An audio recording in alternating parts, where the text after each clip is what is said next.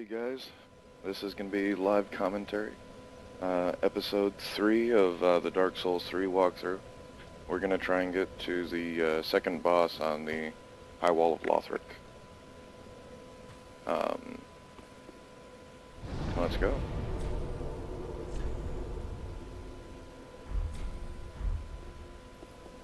First things first, do I have enough souls to level up? Ah, I do. Welcome. Very well. One thing in this game is, if you're not saving for something and you don't need it, there's really no reason to hold on to extra souls. I'm gonna get my strength up to 20 and then I'll worry about some other stuff. So this is the second bonfire that we unlocked during the last game. And that's kind of the midway point, so that's where we're going to go.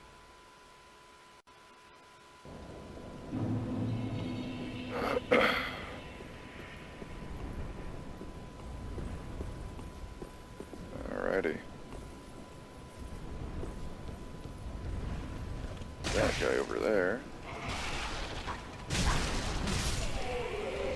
And can we sneak up on this knight?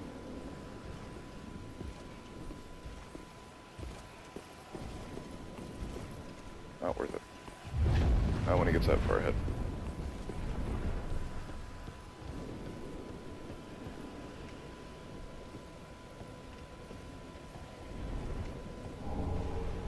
More fire bombs.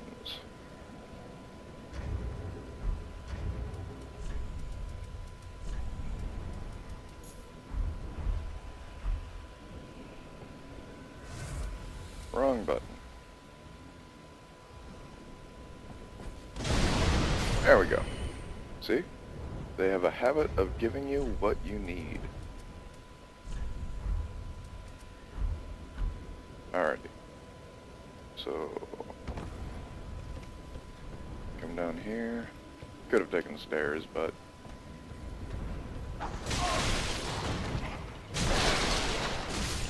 okay, now this way down here, there's really nothing worth going down here for until we get a key. So we're gonna head this way. We got an ambush up here.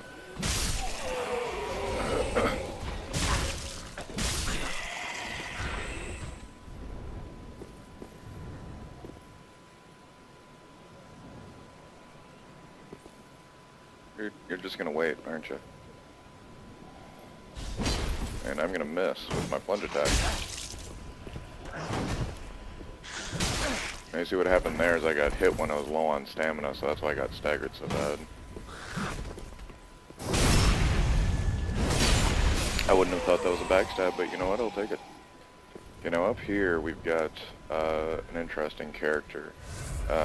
There's another one of those things that transforms. You can either kill him quick, but if you do kill him before he transforms, you won't get upgrade materials from him. Personally, I'm not too worried about it. I know where I can get more. I just assume avoid the hassle.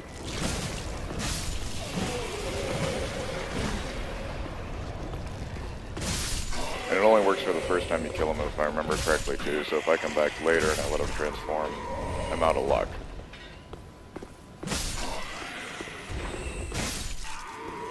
We can go ahead and kill those guys since we'll get some extra stuff from our covetous silver serpent ring. And up here is going to be our first Titanite Lizard. He's kind of behind that peak here. So we're going to run around and try and kill him real quick.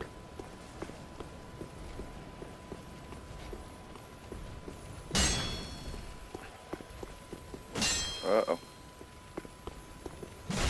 Uh-oh. Oh, come on. Aha, last second too. So, Titanite Lizards like that will get you more rare upgrade materials. And the big one that we saw in the beginning of the game that we're going to say hi to later, he gives you even more special upgrade items. Okay, so when you get to this point, get this guy out of the way so I can talk without being hit. Another ambush.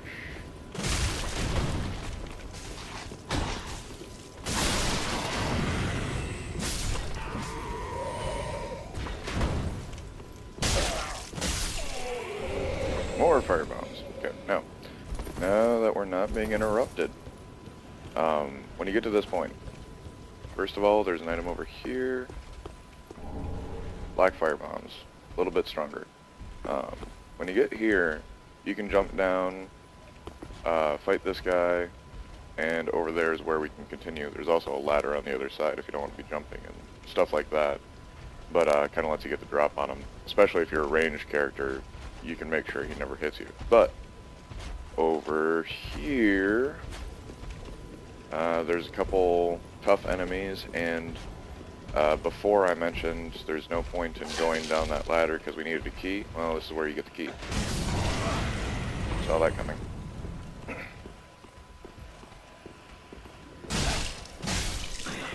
think there's an ambush in here. Yep. Guy waiting to push our shit in. Titanite shard.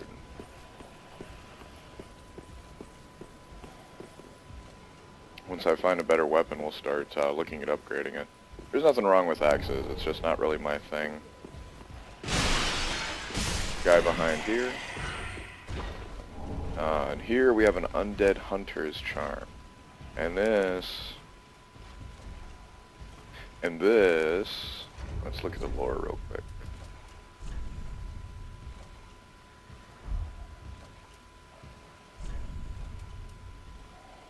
So this here, it's a tool used to hunt down the undead.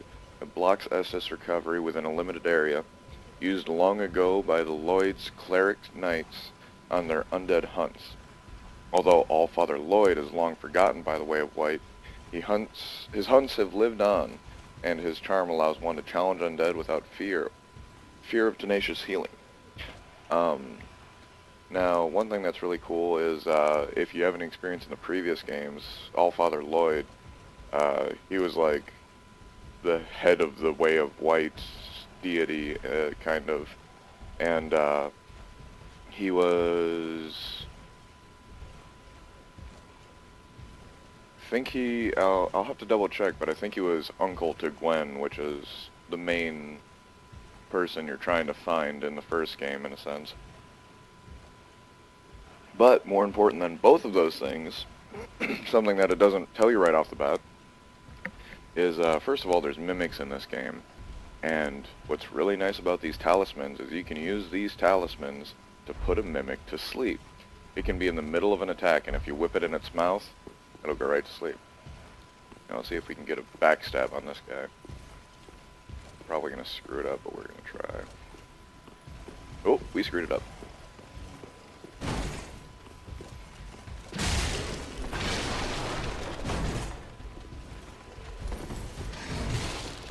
Oop. Aw, I thought I was gonna be backstabbed. I failed. Ooh.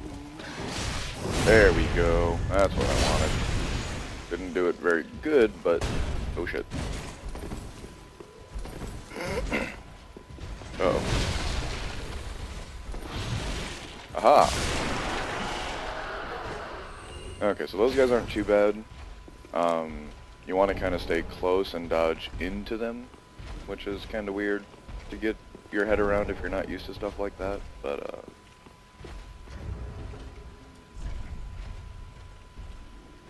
making sure I haven't, oh, I still forgot to use that SS shard. Jesus. Oh, look at the raw gem.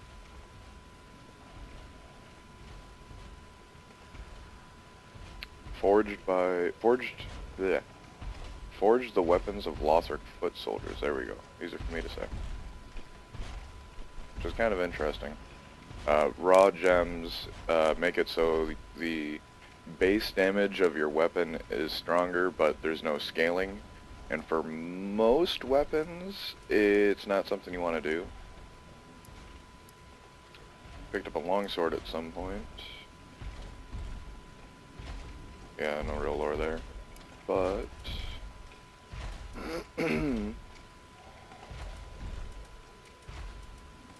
I'm comparing the scaling, and at least right now they're identical, which doesn't really surprise me. Oh, scaling. Down here, we've got strength and dexterity scaling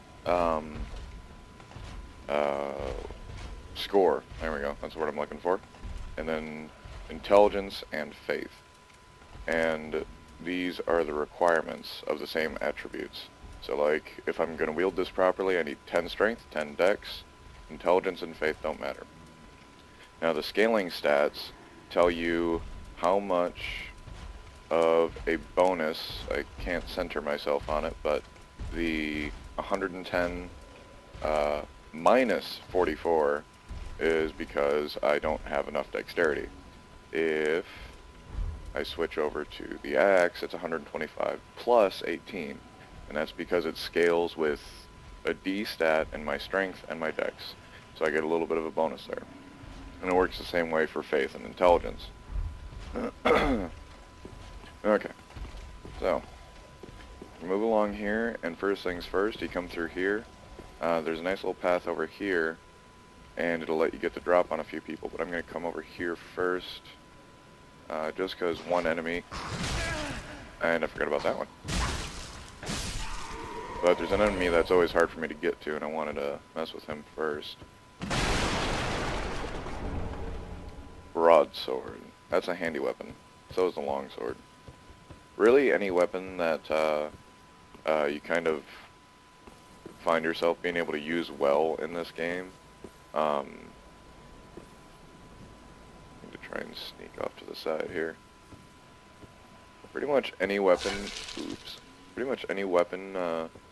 you feel comfortable with, you can basically make into an endgame weapon. Oh boy, my timing's off right now. There we go. What do we get? Throwing knives. Look at those real quick.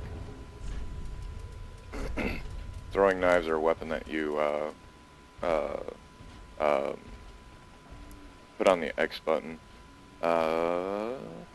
Most items choose their wielder, and only experience can improve their effectiveness. True strength can be gained in no other way. Throwing knives are really handy, especially when you find poison ones. Now this chest, if it was a mimic, it would have just sprung up at me. Now, Silver Kite Eagle Shield. Let's see, Orthodox metal shield engraved with a crest depicting a silver eagle.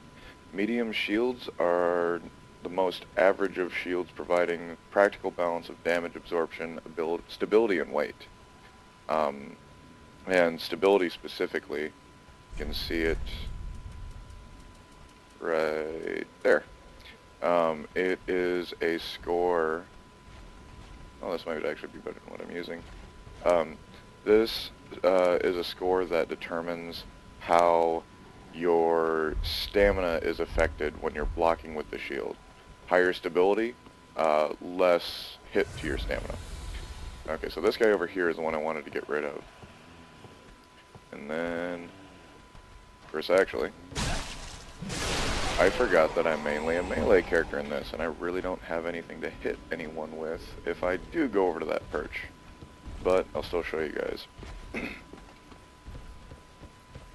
we're going to backtrack real quick. There might be an item over there too, pretty sure there is. So we come back up here. Here's the path that we walked past. Yep. Okay, so we come over here, and we've got Green Blossom, which is for stamina recovery, I believe. Green weed, shaped like a flower, temporarily boosts stamina recovery speed. The undead legion of Farron are remembered for using this annual plant, normally found near clear water, to swing their mighty swords with abandon. Okay, so now you might think that's the end of it. But you can come down here, and you got another chest. It is not a mimic. Astoria straight sword, and this straight sword is... Calm down. The Astoria straight sword is pretty cool. It's not something I could use at the moment. And you see, this is also our first example of an attribute requirement of faith. So you need at least 12 faith to wield this weapon.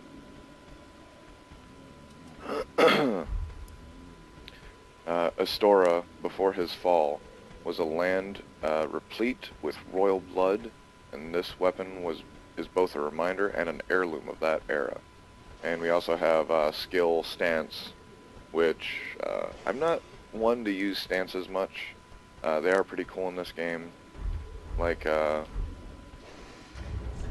with the axe I've got here, this one is a war cry and it temporarily boosts attack. So maybe before I jump down here I'll use it. I'll need it. Though first I should probably throw some fire bombs if I'm smart. I'm not, but... I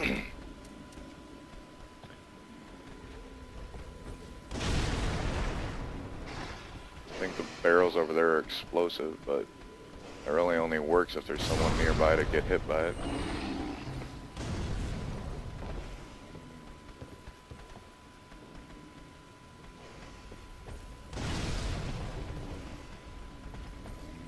Oh, no, no, no.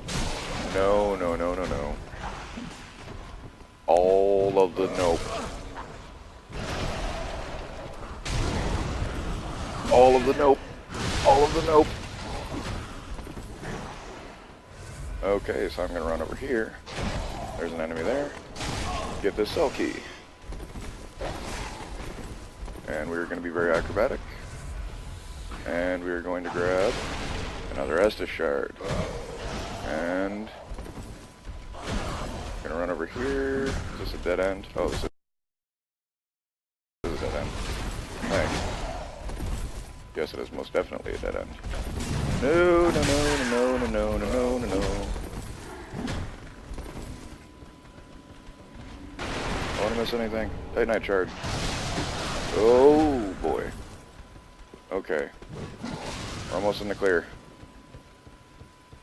Relatively confident I didn't miss anything important there. Except for the fact I went the wrong way. Yes, hi guys.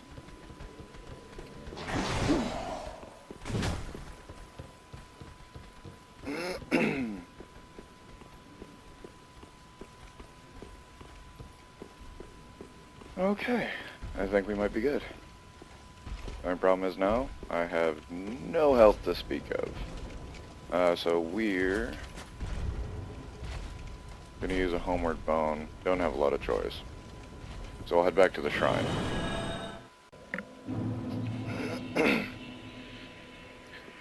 Okay.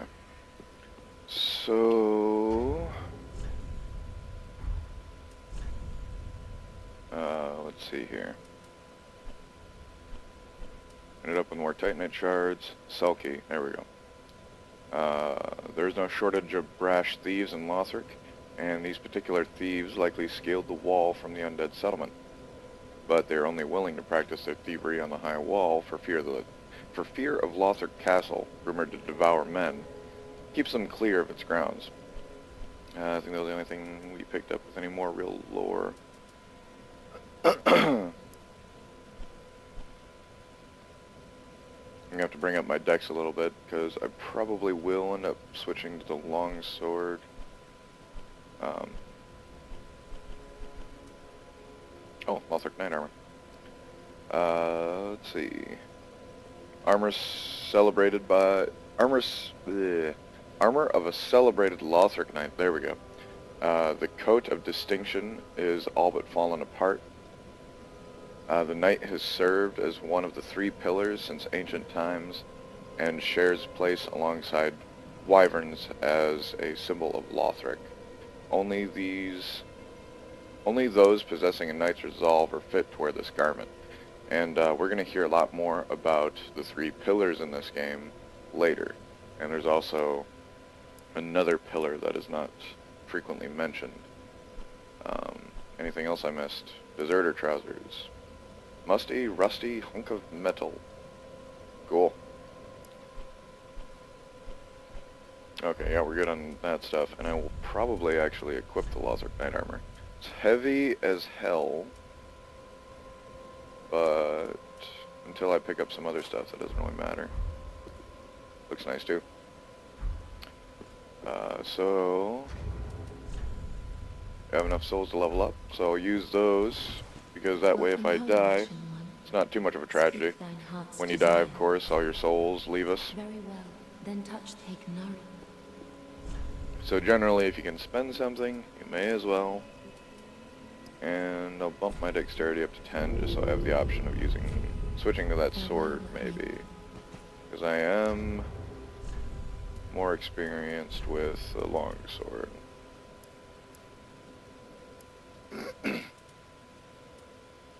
144, 129. If I upgraded it, it would be about equal, but I'd kind of like to save my upgrade materials for when I get a weapon that's something I'm going to stick with a bit longer. I'd like to get a claymore, which I'm pretty sure, unless I've missed it, I'm pretty sure it's coming up soon. I know it's somewhere in Lothric, at least I'm pretty sure. Oh, Jesus, not again. Estus shards. Can't forget for another episode. So we'll bring these to our friend over here. Well, Matt, 'tis good to see ye. What needs me? Yeah. Reinforced Estus Flask. Yes. One more time. Okay, so now we can look at our allotment of Estus, and we see, for me, they're all in the health, which is how I want it. Pretty. Okay. So now we can get back into the foray here. So we're gonna have to go back to... Just checking. So now we're gonna have to go back to Tower on the Wall. And this time I'm going to kind of be a little more skippy with the enemies, because now that we've kind of got where we need to be, or rather we've gotten the optional area out of the way, I'm gonna kind of just skip ahead.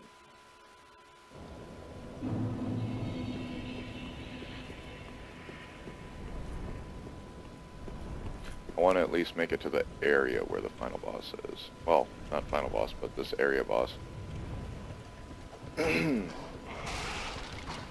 No, to hell with you and your throwing knives, sir. Good day, sir. And that's what I think of you.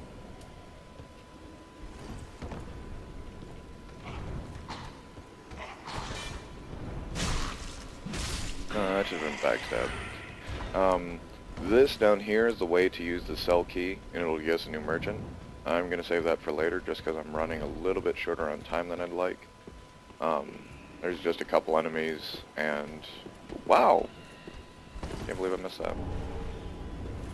There's just a couple enemies, it's nothing too complicated. But, yeah, just since we're running short on time. Yes, I see you.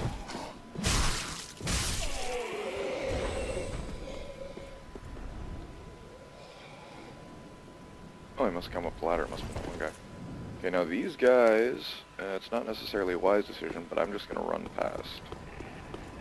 And our friend over there is going to transform. I don't care. We're just going to go this way and not care.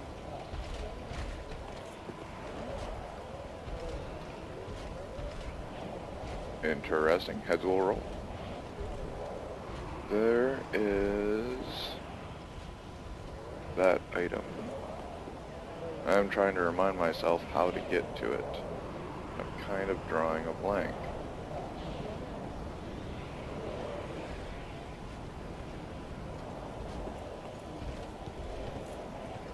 Might have to come back for that one if I can't remember how to get to it. That was dumb of me.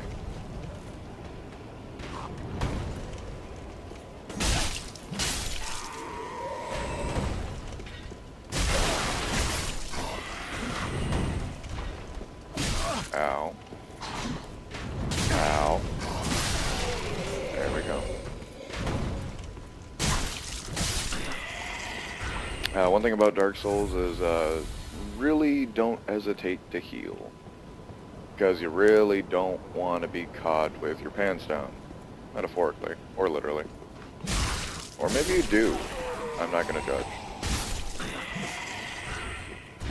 One thing here that we might comment a bit more on later is you see there's a lot of these corpses around. It's just worth noting. And specifically it's corpses of apparently two factions. This guy might give me a hard time. Ooh. Yes, that's exactly what I wanted. That was kind of a generous backstab, but I will take it. If you can get the timing right, which I just messed up, that is this entire this entire enemy just getting behind him and backstabbing him. He's got a sliver of health, and we'll just slash at him.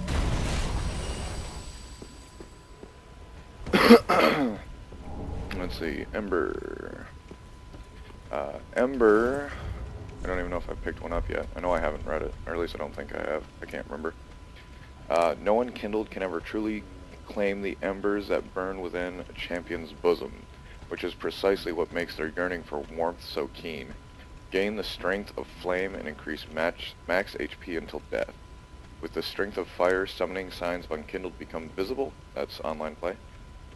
And seekers of embers can be summoned to join in cooperation. But beware, the embers may also attract invaders. Summoned to join in cooperation, or if you played the first game, jolly cooperation. Alrighty. Oh, hi. Rapier, that is a really nice dex.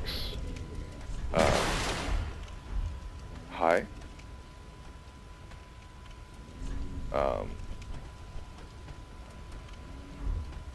Here's someone walking. I think they're above me. Rapier. Lightweight thrusting sword used in noble duels. The primary attack of a thrusting sword is a series of stabs that render foes vulnerable for a devastating final thrust. Can also attack with the shield up. So you can have your shield up and you can be stabbing around it. And as you can see, it requires, compared to the strength at least, high dex, and it has decent scaling with dex, a C score. Definitely not bad. Not really my style. Not really my style, but they're definitely cool. Now I'll have to come back for that one. I can't remember. I know it's not hard to get there. I'm just drawing a blank on how.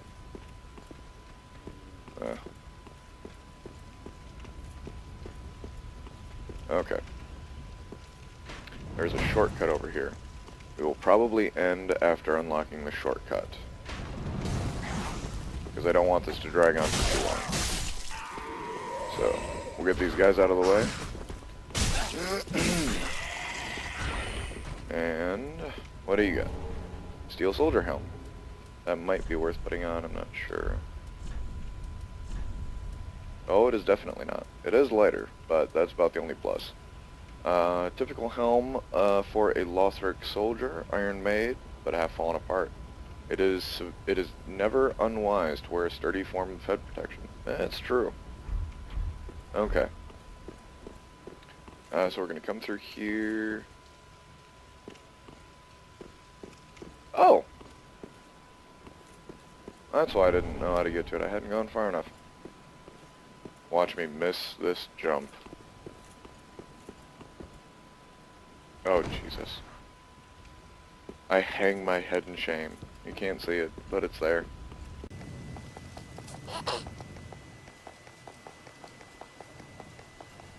Looks like the jump is supposed to be made from up there. I'm pretty confident it is, actually. But I feel like it can be made... Oh, that might be better. That might not be possible, actually. Let's try it. Jesus.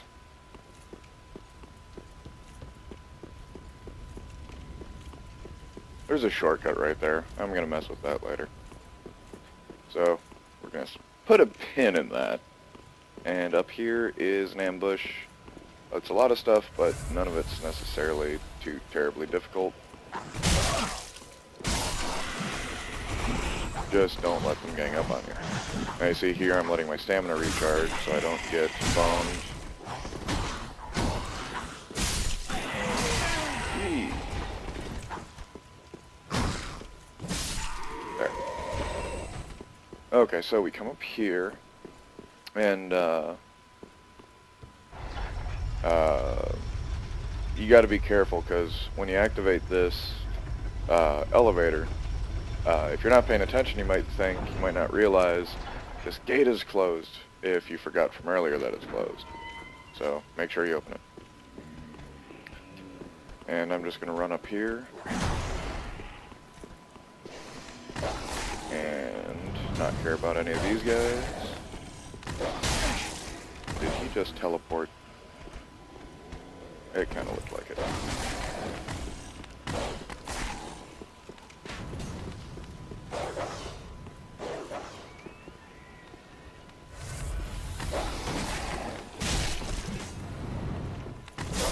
There. There we go. Now we can rest at the bonfire. Alrighty guys. This is going to be the end of episode 3. We'll see you next time.